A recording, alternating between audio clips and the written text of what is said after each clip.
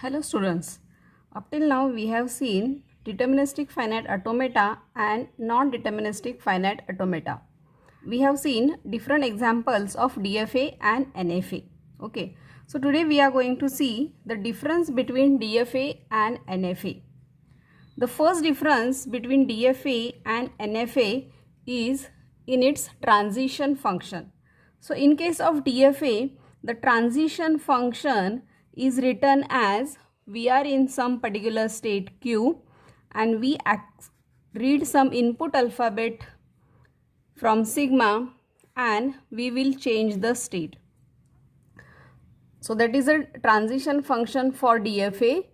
The transition function for NFA is del is equal to Q cross sigma and we are going to 2 raised to Q different states. Means these are the different possibilities for NFA, that is power set of Q. And in case of deterministic finite automata, we are going to only a specific states only. Okay. So this is a basic difference between your DFA and NFA. So the second difference between your DFA and NFA is that for one input alphabet, that is one input alphabet, only one transition is there. But in case of non-deterministic finite automata, for one input alphabet,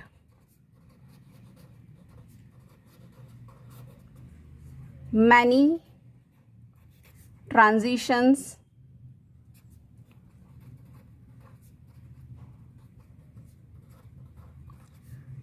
are possible.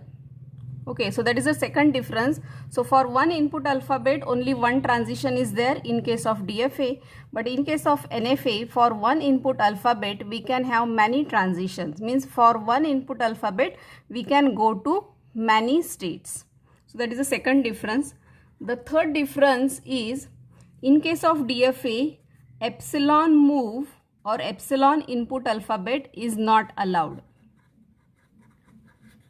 But in case of NFA, epsilon is allowed.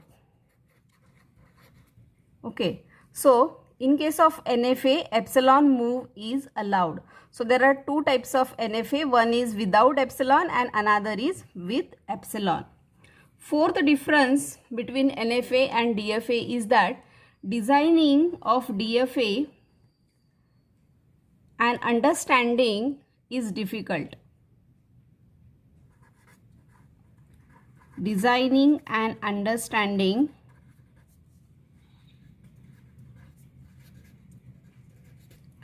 difficult. But in case of NFA, designing and understanding is easy. Designing and understanding of NFA is easy. So that is a fourth difference. The next difference is here in case of DFA, there are more number of states as compared to NFA. And in case of NFA, we are having less number of states.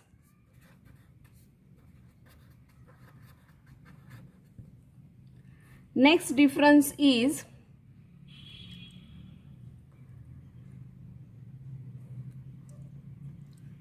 here in case of DFA, dead configuration not allowed.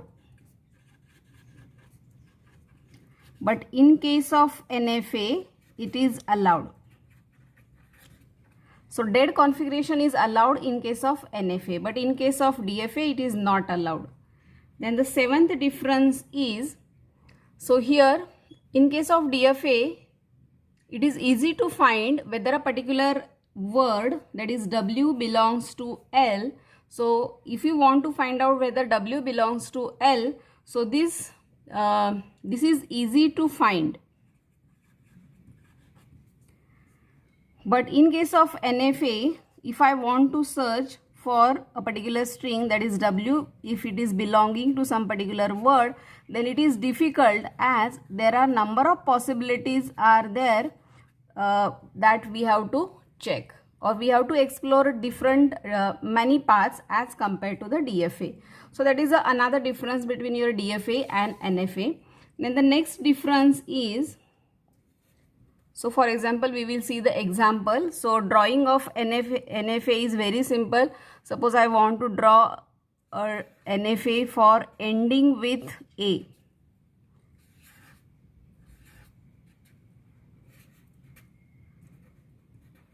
So this is NFA for ending with A, but if I want to draw DFA for that, so it is somewhat difficult as compared to your NFA, because here we have to show every possibility or every transitions we have to show, but in case of NFA we are not showing all the transitions.